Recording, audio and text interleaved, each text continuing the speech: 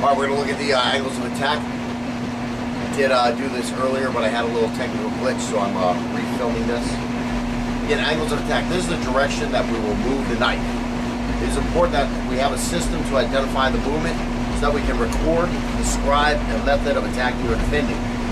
The first angle of attack are easiest to employ, will be used most often. The later angles are harder to employ, and in general will be used less often. Some styles may teach as many as 64 angles of attack, but the extra angles are just modifications to or combinations of the 12 angles introduced below.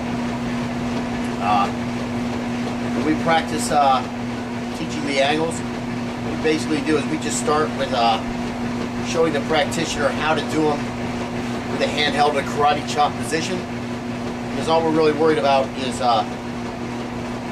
getting the practitioner to memorize the angles. We don't really worry about how he does them at first. We just want him to be able to memorize them. So again, we're going to think of the little finger as the sharp portion of the blade. Okay, and let's start off with the slashes. So first thing we're going to do is angle 1. We'll lift the palm up towards our ear, so the palm is facing our ear, and we'll chop diagonally downward, slightly across the body, and again the target area is the neck on this chop. Then we'll look at angle 2. Angle 2 is the same thing, just the opposite side. So again, we're going to have the palm facing away from the ear and chopping down in this direction. So that's angle 2. Again, slightly across the body. The target area again is the neck. Angle 3. We're going to hold the hand here next to the hip. And again, all these can be performed from right there. So angle 1, bang. Angle 2, bang. Now angle 3 here, palm facing up as we slash across the body. Come back to this original position. Again, so hold the hand next to the same hip, with the palm facing sideways or upwards, and horizontally sweep across in front. And again, target area will be the torso or wrist coming in. It could also be the face, the neck as it's done higher. Again, some systems may call this high horizontal a different angle than they would call this low horizontal. Angle 4, holding the hand next to the opposite side hip with the palm facing down and horizontally sweep the area in front and across the body. Target area again is the torso or wrist. So again, I start here, I'm going to move this over here, the hand over here, and sweep across in front of me in this direction here.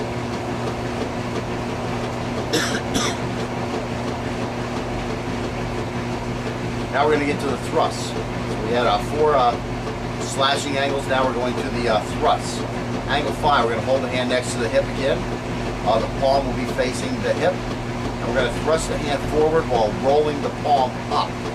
The target area is the torso, below the ribs, and above the hip. Again, arteries and veins typically run up and down. So holding the blade horizontally is going to give us a wider path, allowing us a greater chance of severing an artery or a nerve or a vein. So again, from here, palm comes up, straight out, and then we turn, reorient, and come back. Angle 6, very close to the exact same thing. Another thrust on the same side. Again, we're going to bring the hand up to the ear, palm facing the ear. We're going to push the hand forward, finishing with the palm down. The target area is neck. So again, I'm going to come from here. I'm going to bring this up to here, and straight out this way, and reorienting and bringing back. Angle 7. We're going to hold the hand next to the opposite ear with the palm facing away from the ear, and push the hand forward, rolling the thumb inward, and finishing with the palm up. The target area is the neck. So again, it's here. Exact same thing as that number 2, except for now we just push straight out here with the palm.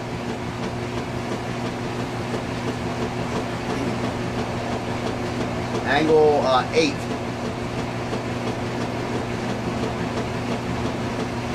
Very similar to the 4, except for again this is a thrust. I'm going to bring the palm over to this side here, next to opposite side hip, and then with the palm facing the hip, we're going to push the hand forward, finishing with the palm up.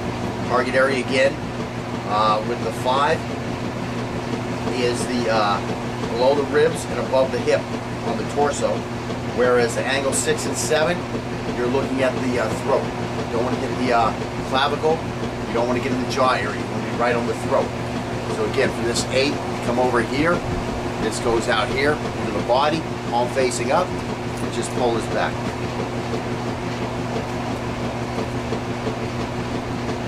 Okay, now we've got our chops, which is angles 9 and 10.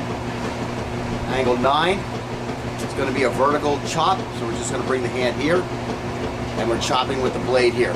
That's 9. Number 10, same thing, except for this is going to be a vertical chop instead of the horizontal. So from here, again, it's just going to come straight out. The knife chops this way. This is great for hands that come in the way and stuff like that. Now we're going to look at angle 11. Angle 11 is similar to 1, except for it's going up, where angle 1 was coming down. So angle 11, hold the hand next to the same hip with the palm facing the hip, sweep the hand up and slightly across the body while rolling the thumb outward, turning the hand so that the little finger side is leading the way. Target area is the torso or rib. So again, we start here, we just come up here. This could also be to the neck up higher. Again, angle 11. Angle 12, we're going to do the exact same thing, just the opposite way. So again, we're going to start with the palm here. We're going to move it in front of the opposite hip, and then just leading with the little finger, we're going to slash up this way. Again, could this be done up higher towards the neck target? Yes, it can.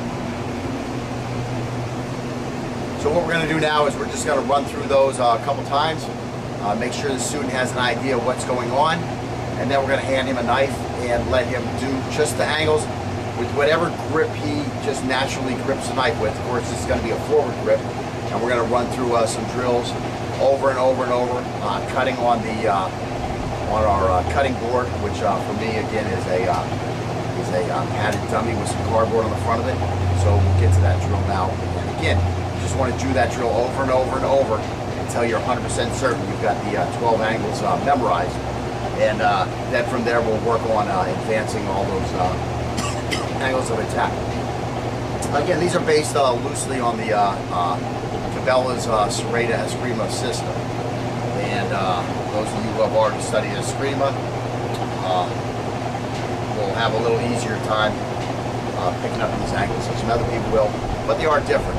One thing I did do was I kind of changed the orders of 9 through 12. So we had the 2 chops, and then we finished with the 2 upper slashes, so that a 1 and 11 were both coming from the right towards the left orientation, and the 2 and the 12 were both going from a left to a right orientation. And put the 2 chops right next to each other, 9 and 10. Again, just make it a little easier for memory purposes for new students, since really they weren't all over the place like they were with 9 through 12. And we'll get on to those drills now. Now this is a good student. Brings a fat instructor some cooking.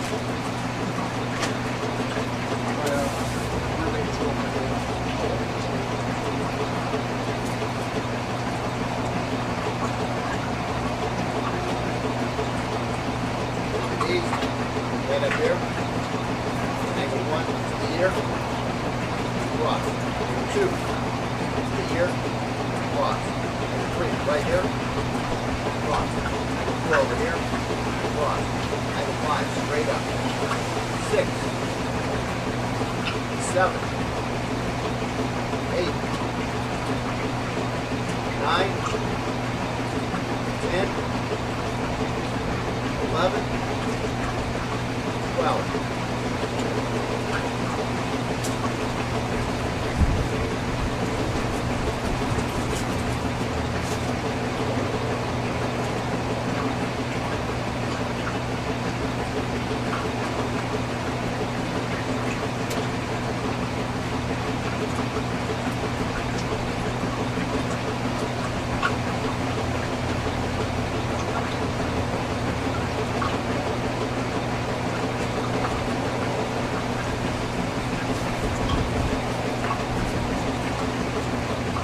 just have the student practice those until he gets a hang of it.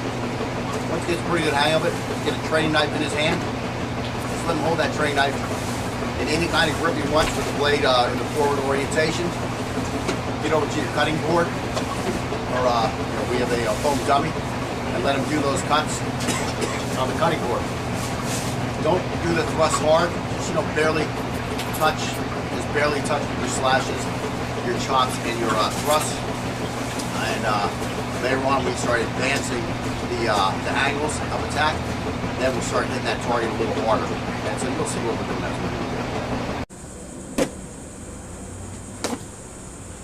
Okay, so again, just to go through them all on a target, what we use here is we just use some closed cell foam, put a piece of cardboard on it. We're not really whacking this stuff right now. We're just going through the movement, trying to get a new student to memorize the angles. So again, it's just 1, 2, 3, 4, 5, 6, 7, 8, 9, 10, 11, 12.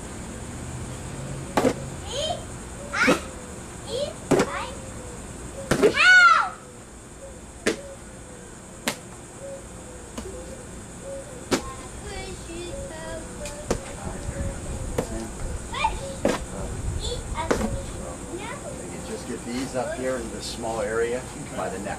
We don't really want to stab his shoulder yet. After the knife goes out, you want to bring it back, get accustomed to coming back to this chambered area so that you can get accustomed to holding the knife here in the chambered area. Those are the big things.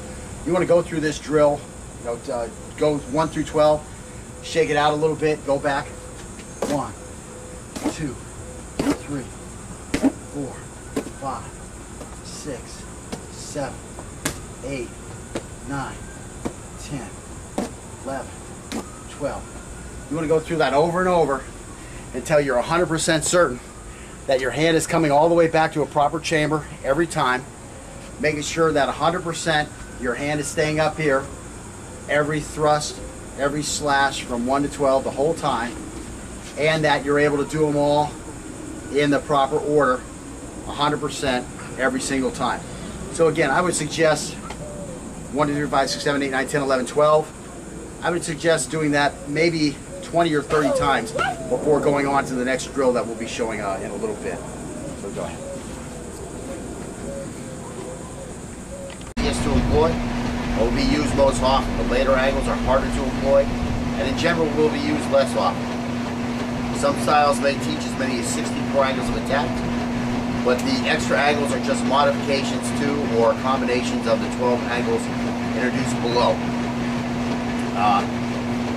When we practice teaching the angles, what we basically do is we just start with showing the practitioner how to do them with a hand held in a karate chop position, because all we're really worried about is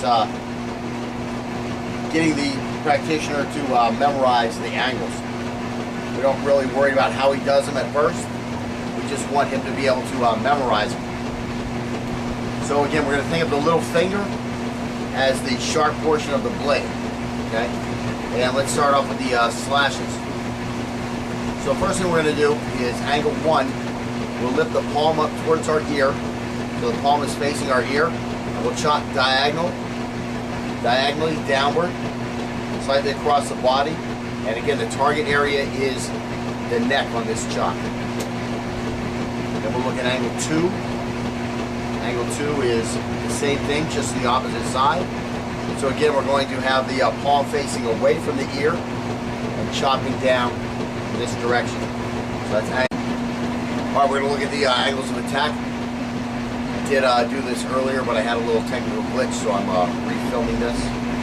Again, angles of attack. This is the direction that we will move the knife. It is important that we have a system to identify the movement so that we can record, describe, a method of attacking or defending.